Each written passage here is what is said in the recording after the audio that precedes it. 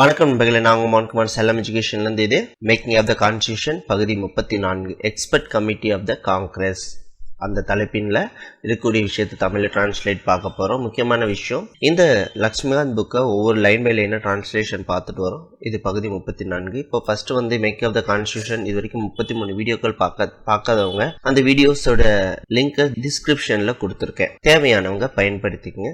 இந்த வீடியோ பார்க்குற தோழிகள் இது வரைக்கும் சப்ஸ்கிரைப் பண்ணாமல் இருந்தீங்கன்னா கண்டிப்பாக சப்ஸ்கிரைப் பண்ணிக்கங்க. முக்கியமான விஷயம், நண்பர்களுக்கு ஷேர் பண்ணுங்க. சரி, நம்ம இப்போ வீடியோக்குள்ளே போகலாம். இந்த வியூஸ் நல்லா இருந்தால் மட்டும்தான் அடுத்தடுத்து உங்களுக்கு வீடியோஸ் கண்டினியூஸாக நமக்கு கிடைக்கும். ஸோ தயவுசெய்து நண்பர்களுக்கு ஷேர் பண்ணுங்கள், சப்ஸ்கிரிப்ஷன் கண்டிப்பாக பண்ணிவிட்டு நம்ம வீடியோக்குள்ளே வாங்க. இப்போ ஜூலை 1946ஆம் ஆண்டு முதல் அரசியல் அமைப்பு உருவாக்கத்திற்கு ஒரு நிகழ்வு நிறைந்த மாதம்னு சொல்லலாம், வருடம்னு சொல்லலாம். முதல்ல என்ன நடந்துச்சுன்னா, அரசியல் நிர்ணய சபைக்கான தேர்தல்கள் முடிவடையுது. காங்கிரஸ் கட்சி பார்த்தீங்கன்னா மேலாதிக்க அரசியல் சக்தியாக உருவெடுக்குது. அது இல்லாமல் இரண்டாவதாக தேர்தலில் பங்கேற்ற முஸ்லீம் லீக் கேபினெட் மிஷன் திட்டத்தை ஏற்றுக்கொள்வதை கைவிட்டது. மூன்றாவது பார்த்தீங்கன்னா என்ன நடக்குது அப்படின்னா, அரசியல் நிர்ணய சபைக்கான தயாரிப்புகள் என்னென்ன விஷயங்கள் பண்ணும், சட்டங்கள், எந்தெந்த சட்டங்கள் உடனடியாக நிறைவேற்றப்பட வேண்டும், எந்தெந்த சட்டங்கள் உருவாக்கப்பட வேண்டும், இந்தியாவிற்கான எந்தெந்த விடயங்கள்லாம் உருவாக்கணும், எதெல்லாம் இல்லை அப்படிங்கிற ஒட்டுமொத்த இந்தியாவை கட்டமைக்கக்கூடிய முக்கியமான விடயங்களை நம்ம என்ன பண்ணுறாங்கன்னா தயாரிக்க ஆரம்பிக்கிறாங்க.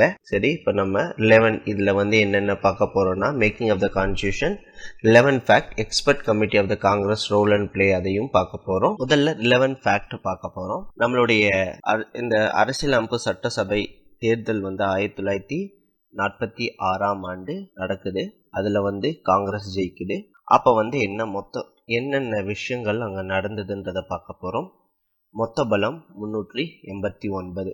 இந்தியாவிற்கான 296 இடங்களும் சுதேச சமஸ்தானங்களுக்கு 93 இடங்களும் கொடுக்கப்பட்டிருந்தது. இப்போ ஒரு கேள்வி கேட்கலாம், சுதேச சமஸ்தானங்கள் என்றால் என்ன? It is called in English princely state. இந்த 1946இல் அமைக்கப்பட்ட அந்த இந்திய அரசியலமைப்பு சட்டசபை எப்படி வந்து எலெக்ஷன்ல போட்டியிட்டது, எங்கெங்க ஜெயிச்சாங்கன்னு பார்க்கும் பொழுது நிறைய இடத்துல காங்கிரஸ் தான் ஜெயிச்சது. ஸோ காங்கிரஸ் தலைமையில தான் அந்த சட்டசபை அமைக்கப்பட்டது. இருப்பினும் இந்த 389 இடங்கள் ஒதுக்கப்பட்டது.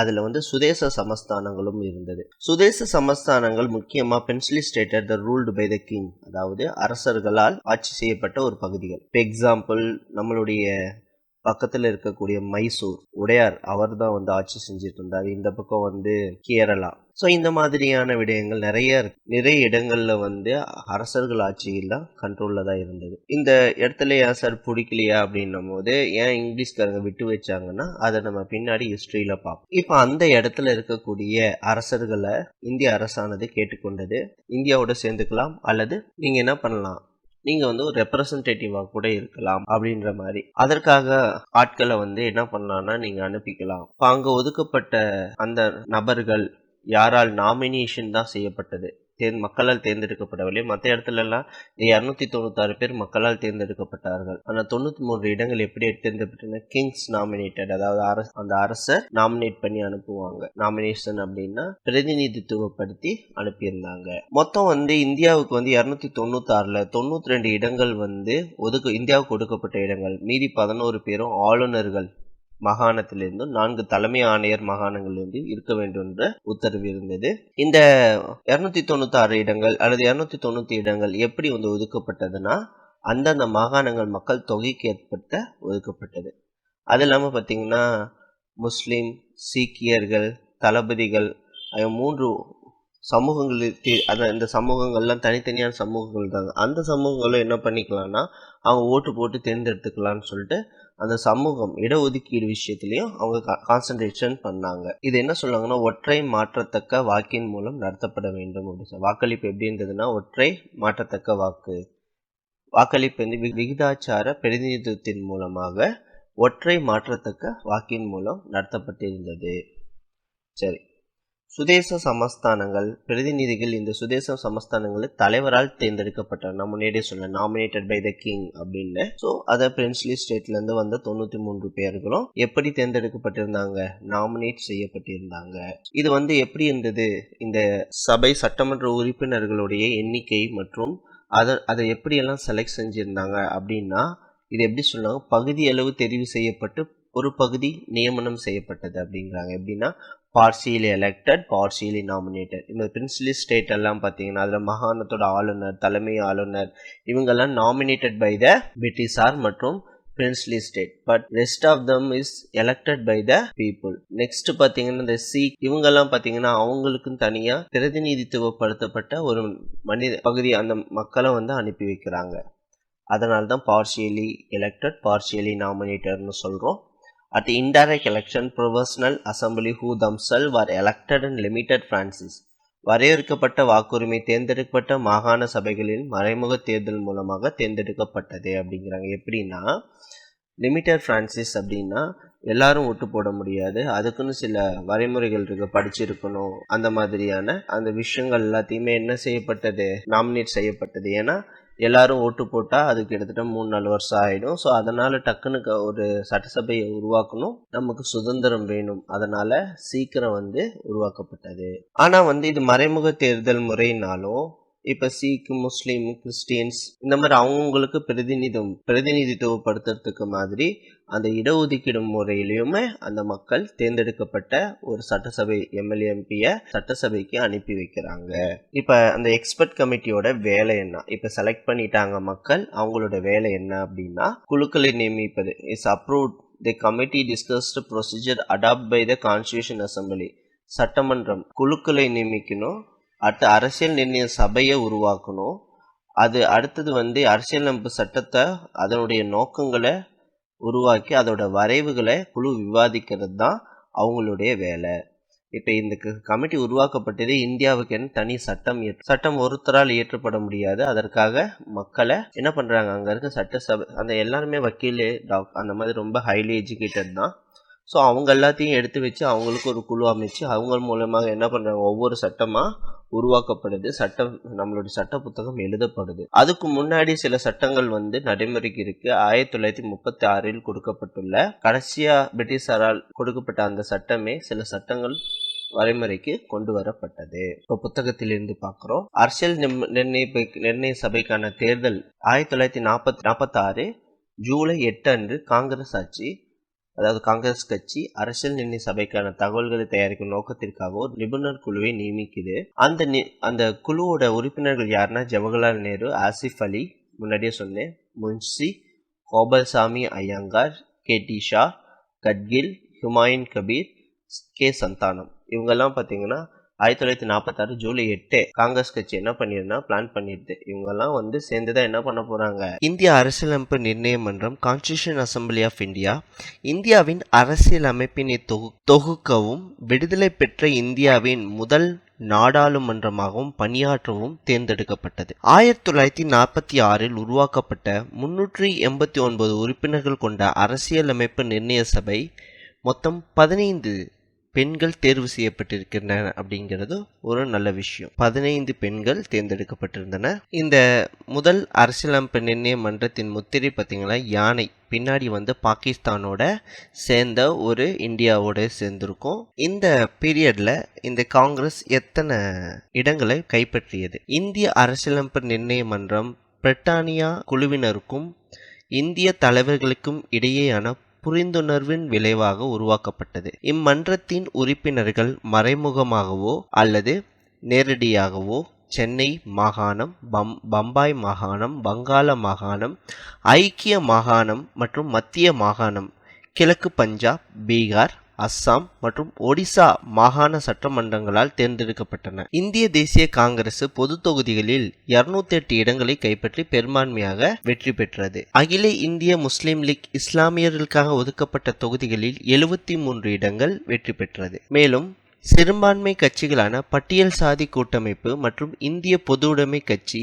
மற்றும் பிற கட்சிகள் 15 இடங்களை வெற்றி பெற்றுள்ளது. மீதி இருக்க 93 பிரின்ஸ்லி ஸ்டேட் சுதேச மாகாணங்கள் சமஸ்தானங்களுக்கு ஒதுக்கப்பட்டது. இந்த இந்திய அரசியலமைப்பு சபையோட வேலைகள் என்ன, அது ரொம்ப முக்கியம். இந்த முதல் கூட்டம், இந்த chairman proposal resolved Krishna Kripalani அப்படிங்கிறவரை என்ன செய்கிறாங்கன்னா, முதல்ல அவங்க வந்து கன்வென்ட் மெம்பரோட ஹெட்டாக சேர்மனாக ப்ரொபோசல் பண்ணுறாங்க.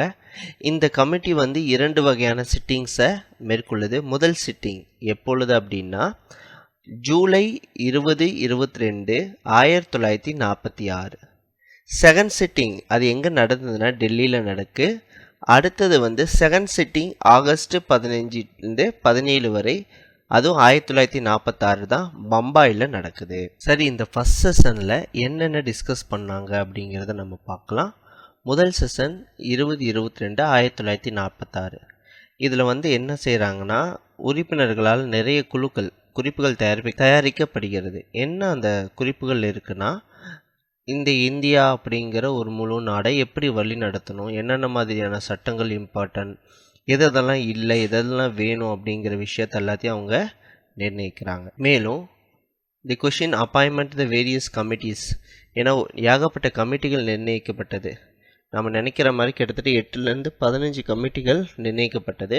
ஒவ்வொரு கமிட்டிக்கும் ஒவ்வொரு வேலைகள் கொடுக்கப்பட்டுள்ளது. எக்ஸாம்பிளாக பார்த்தீங்கன்னா, மத்திய அரசு அதிகார குழுக்கள் பார்த்தீங்கன்னா ஜவஹர்லால் நேரு தலைவராக இருந்தால், மத்திய அரசியலமைப்புக்கு ஜவஹர்லால் நேரு தான் தலைவர். மாகாண அரசியலமைப்பு குழுவுக்கு சர்தார் வல்லபாய் பட்டேல் தலைவராக இருந்தார். அடிப்படை உரிமை மற்றும் சிறுபான்மை உரிமை பற்றிய குழுக்கு வந்து வல்லபாய் பட்டேல் தலைவராக இருந்தார். நடைமுறை விதிக்குழுக்கு வந்து ராஜேந்திர பிரசாத் தலைவராக இருந்தால், மாநிலங்கள் பற்றிய குழுக்கு ஜவஹர்லால் நேரு தலைவராக இருந்தால், மற்றும் விரைவு குழுக்கு ராஜேந்திர பிரசாத் அவர் தலைவராக இருந்தார். இத்தனை குழுக்கள், முக்கியமான 8 குழுக்கள், அதாவது மொத்தம் வந்து 18 பெரிய குழுக்கள், 15 சிறிய குழுக்கள் அமைக்கப்பட்டது. இந்த குழுக்கள் ஒன்று மெயின் குழுக்கள் பார்த்தீங்கன்னா, இதில் முக்கியமான குழு மொத்தம் 8 குழு, அதை நான் சொல்லிட்டேன். இந்த மாதிரி குழுக்களை நியமிப்பதும், அதில் ஏற்பட்ட பிரச்சனைகளை சரி செய்வதும், அரசியலமைப்பின் நோக்கங்கள் மீதான தீர்மானம், இப்போ வந்து எந்த மாதிரியான சட்டங்களை நான் ஏற்றுவேன், அந்த சட்டத்தை எப்படி வந்து ஏற்றுக்கொள்ளலாம், என்ன மாதிரியான விடயங்கள்லாம் இருக்கணும் அப்படிங்கிற ஒரு வரைவு கொடுக்குறாங்க. இந்த வரைவும் எப்போ முடிவு செய்யப்படுதுன்னா ஜூலை 20-22, 1946. இந்த குழு என்ன மாதிரியான விஷயத்த ஃப்ரேம் ஒர்க் பண்ணிச்சு அப்படிங்கிறது கிரான்வில் ஆஸ்டின் அப்படிங்கிற பிரிட்டிஷ் அரசியலமைப்பு நிபுணர் வந்து அந்த குழுவை பற்றிய தன்னுடைய கருத்தை வெளியிட்டார். It was the Congress expert committee that set India on the road to her present constitution. அதாவது தற்போதைய அரசியலமைப்பு உருவாக்குவதற்கும் அதன் பாதையை வகுப்பதற்கும் காங்கிரஸ் நிபுணர் குழு தான் இந்தியாவே இனிமேட்டு வழி நடத்தும் அப்படின்னு சொல்கிறாங்க. The committee members working within the framework of cabinet mission scheme. முக்கியமான விஷயம், கேபினட் மிஷன் ஸ்கீம்குள்ள என்ன பண்ணுறாங்க, அந்த கமிட்டி மெம்பர்ஸ் ஒர்க் பண்ணுறாங்க. Made general suggestion about autonomous area. அது இல்லாமல் அவங்க என்ன சொல்கிறாங்கன்னா, அட்டானமஸ் அப்படின்னா தன்னாட்சி பகுதிகளை அவங்க எடுத்துக்கிறாங்க. ஏன்னா தன்னாட்சி பார்த்தீங்கன்னா கிங்ஸ் சுதேச அரசுகள் தான், அதையும் வந்து அவங்களுக்குள்ளே கொண்டு வர பார்க்குறாங்க. The powers of professional government, மத்திய மாநில அரசின் அதிகாரங்கள் பற்றிய செய்திகளையும் அவங்க கவனம் செலுத்துகிறாங்க. அடுத்தது தி பவர்ஸ் ஆஃப், அதான் சொன்ன central state and central about the issue of the princely state amending power. அது முக்கியமான விஷயம். பிரின்ஸ்லி ஸ்டேட் சுதேச சமஸ்தானங்கள் ஆகியவற்றின் மீது அவங்க கவனம் செலுத்துகிறாங்க. இப்படியாக ஒரு முழு இந்தியாவை உருவாக்குவதற்கான தேவைப்படக்கூடிய அத்தனை விடயங்களையும் என்ன செய்கிறாங்கன்னா எடுத்து அவங்க ஒரு புதிய அரசியலமைப்பு சட்டத்தையே உருவாக்க போகிறாங்க அப்படிங்கிற அந்த விஷயத்தை தான் என்ன பண்ணுறாங்க அவர் தெரிவிக்கிறாரு. முக்கியமான விஷயம், அவங்க கொடுக்கக்கூடிய டிராஃப்ட் தீர்மானம், அதில் டிராஃப்டில் வந்து closely resemble to objective resolution, இதை பற்றிய செய்திகள் தான் அவங்க கொடுக்கக்கூடிய டிராஃப்டில் அடங்கியிருக்கும் அப்படின்னு அவரே எக்ஸ்பிளைன் பண்ணுறாரு. இது வந்து கிரான்வில் ஆஸ்டின் அப்படிங்கிறவர் எக்ஸ்பிளைன் பண்ணுறாரு. ஓகே, நன்றி நண்பர்களே. இதோட இந்த வீடியோ முடியுது. அடுத்த வீடியோவில் நம்ம சந்திக்கலாம். நன்றி, வணக்கம். இந்த வீடியோ பார்க்குற தோழர்கள் அனைவரும் சப்ஸ்கிரைப் பண்ணிவிட்டு பாருங்கள்.